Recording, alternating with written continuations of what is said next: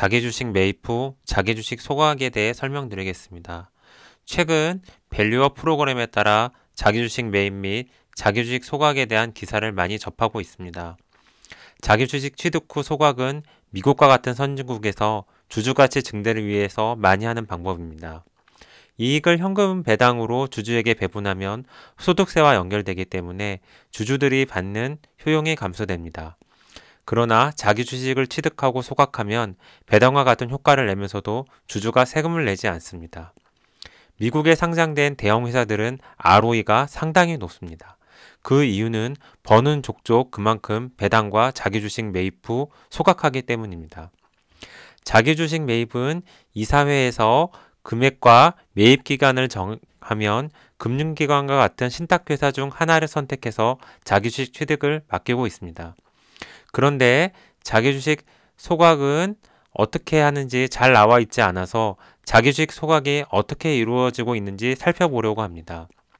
자기 주식 소각은 자본검사를 통한 주식 소각과 이익에 의한 이익 소각 이렇게 두 개가 있습니다. 자본감소를 통한 주식 소각과 이익 소각의 차이는 채권자 보호 절차 및 주주총회의 특별 결의 이렇게 두 가지입니다. 자본감소는 채권자에 대한 담보재산의 감소를 가져와서 상법은 채권자 보호 절차를 명시하고 있습니다.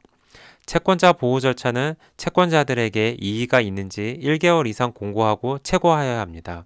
시간도 한 달 이상 걸리지만 채권자가 많다면 노력도 많이 필요합니다.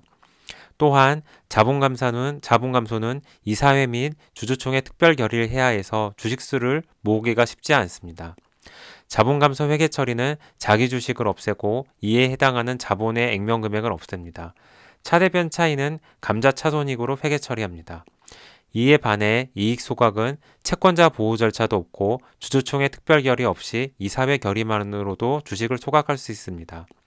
전제 조건은 정관에 이익 소각에 관한 규정이 있어야 합니다.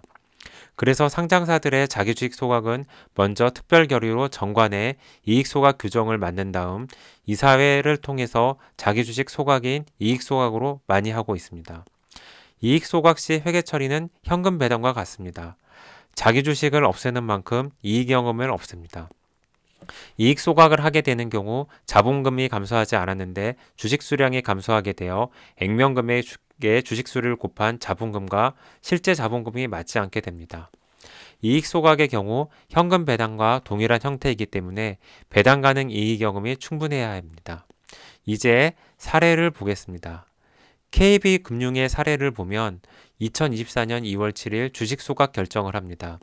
주식은 삼성증권을 통해서 장내에서 2월부터 8월까지 6개월간 매수합니다. 그리고 소각은 배당 가능 이익의 범위 내에서 이익 소각을 합니다. SK텔레콤의 정관 사례를 보겠습니다. SK텔레콤은 2001년 정관 개정을 통해 이익 소각 규정을 넣습니다. 주주에게 배당할 이익으로 이사회 결의에 의해 주식을 소각할 수 있다. 이렇게 정하고 있습니다.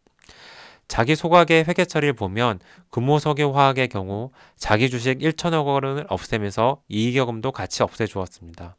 즉 현금 배당처럼 회계 처리했습니다. 자본감소나 이익 소각이든 자기 주식을 소각 후에는 본점 소재지에서 2주간 내 법인 등기부 등본을 변경해야 합니다. 자기 주식 소각으로 인해서 기존 주주들은 다 같이 지분율이 증가하게 되는데 이에 대해서 세법은 이를 의제배당 또는 증여 등으로 과세하고 있지 않습니다. 정리하면 자기주식 소각은 이익 소각의 형태가 대부분이고 정관에 규정되어 있다면 이사회 결의로 자기주식을 소각할 수 있습니다. 이에 반해 자본 감소를 통한 주식 소각은 주주총회 특별 결의와 채권자 보호 절차가 필요해서 잘 쓰이지 않습니다. 자기주식 소각으로 기존 주주들의 증가되는 지분율은 세법상 과세 대상이 아닙니다. 감사합니다.